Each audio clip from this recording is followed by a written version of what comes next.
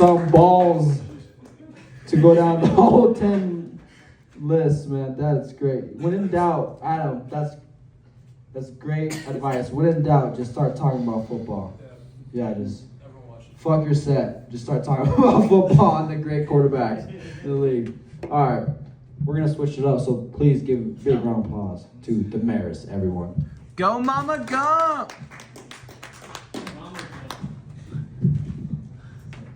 Yes, for anyone who's new, my middle son goes by Forrest, so that is the whole Go Mama Gump thing. Yeah, go, Mama, go!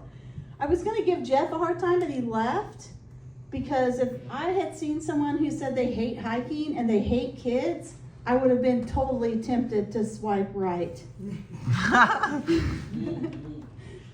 So during the day, I'm a librarian. And so I've missed a few weeks because, you know, I had to go stay at the Grand Canyon. It's a tough job, but somebody has to do it. And then last week I was out on the bookmobile at Cliff Dwellers.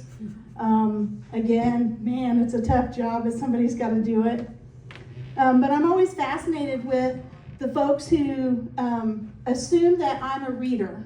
I'm not a big reader, but you always meet people and it's almost like they feel this pressure when they meet you to let you know that they've read a book. So last week we were out on the bookmobile and a lady comes up running up and she says, "Oh, have you read the Book Cart Librarian?" And of course, my coworker Becca, she's like, "Oh no, I haven't read that," but you could see her in her mind, as we all do, trying to think of a book by the same author or a book that is similar so we don't look like we have no idea what we're talking about.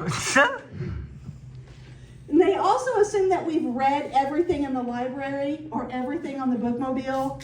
So they'll, every person who comes on was like, have you read Educated? Have you read this book? It's like, fuck no, I haven't read that book. I actually work for a living.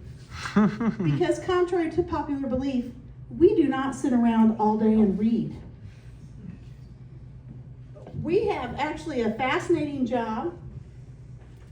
And I have a whole list of things that, some of the funniest things that patrons say. So we don't charge fines, but we do make people pay for books if they lose them or they damage them. So I really love the people who bring their book in totally sopping wet with pages ripped out that will look at you with a straight face and say, "It was like that when I checked out." I promise you it wasn't. We also have come across from some really gross things in the book drop. One of my favorites was a live squirrel. Oh, God. In southern Indiana, we came in one day and pulled the book drop out to take the books out of it and was attacked by this wild rabid squirrel who I'm sure was terrified because it had spent all that time trapped in the book drop and all it wanted was out. But we were all like, "Oh my God, the squirrel, it's rabid. We've got to herd it out of the library." We've gotten used condoms in the middle of books, used as bookmarks. Yeah. And Becca's laughing, but that's actually a true story. What a precious little Note to self. We've had a taco. Yeah. What was left of a taco?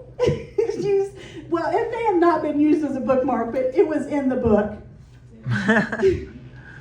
So, being a librarian, everyone assumes that we're these little quiet people with our little cardigans who like to drink tea and all have a bunch of cats, which I will admit I do have a cat, but I don't like tea.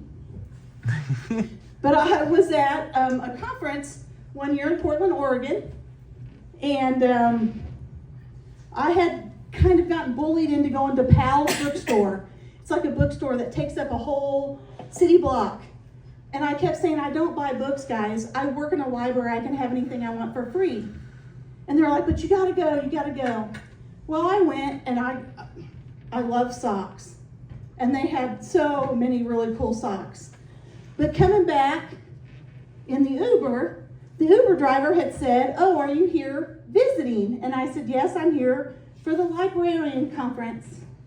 And the Uber driver looked at me and said, "You're the first sober librarian I've had in my car all week." That's it for me, and I thank you. Woo!